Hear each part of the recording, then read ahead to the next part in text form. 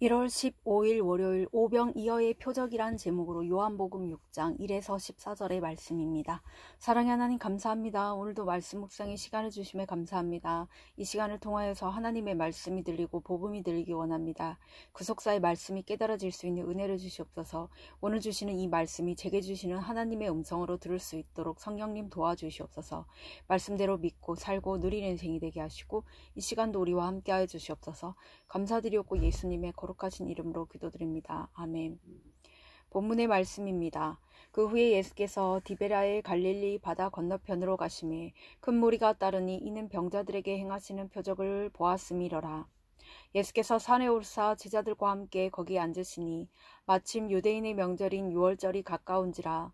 예수께서 눈을 들어 큰 무리가 자기에게로 오는 것을 보시고 빌립에게 이르시되 우리가 어디서 떡을 사서 이 사람들을 먹이겠느냐 하시니 이렇게 말씀하심은 친히 어떻게 하실지를 아시고 빌립을 시험하고자 하심이라.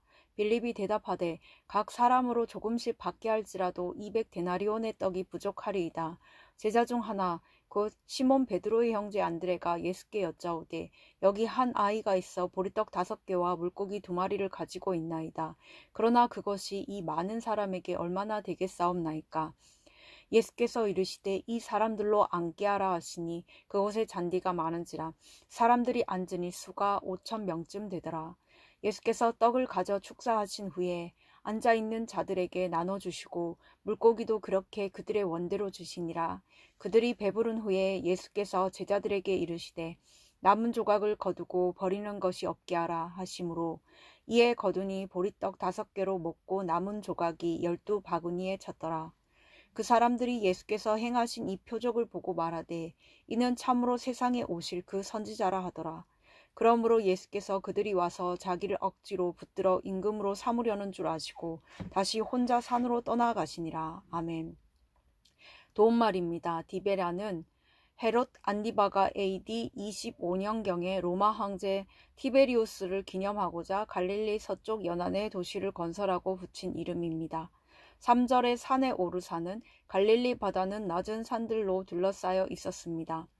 6월절은 넘어가다라는 뜻으로 출애굽 전날 밤 죽음의 사자가 애굽의 장자들을 죽일 때 어린 양의 피를 문설주에 바른 이스라엘 백성의 집은 넘어감으로써 이스라엘 백성이 구원받은 데서 유래된 절기 이름입니다. 데나리온은 당시 한 데나리온은 노동자나 군인의 하루 품삯이었습니다. 보리떡은 가난한 자들이 먹던 값싼 빵입니다. 본문 요약입니다. 예수께서 제자들과 함께 디베라의 갈릴리 바다 건너편으로 가시니 큰 무리가 따릅니다. 그리고 그곳에서 보리떡 5개와 물고기 2마리로 5,000명을 먹이십니다. 이 표적을 본 사람들이 예수님을 억지로 붙들어 임금으로 삼으려고 합니다. 이를 아신 예수님은 혼자 산으로 떠나가십니다. 오늘의 중보기도입니다.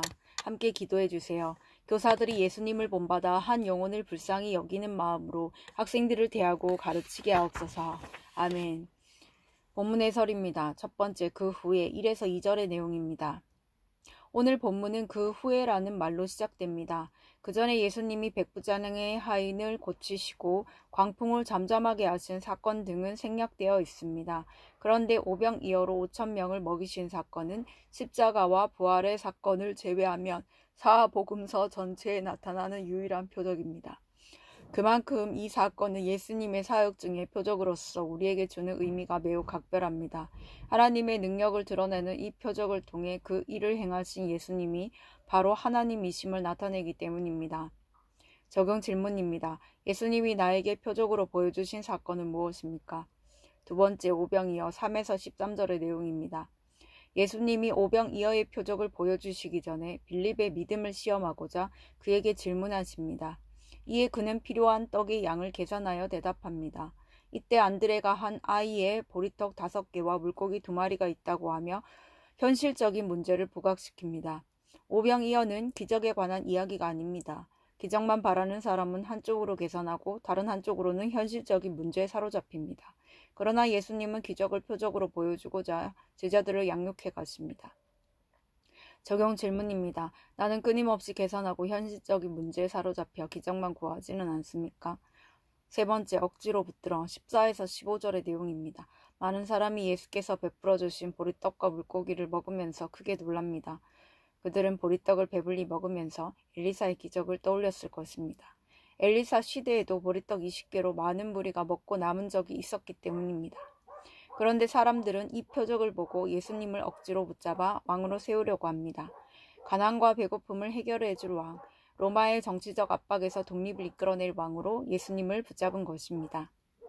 적용 질문입니다. 내가 예수님을 억지로 붙들어 임금으로 삼으려고 할 때는 언제입니까? 오늘 기도하기는 절박한 환경 속에서 기적만 바라던 제 모습을 회개합니다. 한쪽으로는 계산하고 다른 한쪽으로는 현실적인 문제에 사로잡혀 믿음 없는 모습으로 살아온 것을 불쌍히 여겨주옵소서. 오늘도 저에게 허락하신 사건과 환경을 표적으로 해석하며 생명의 떡으로 오신 예수님을 만나게 하옵소서. 아멘.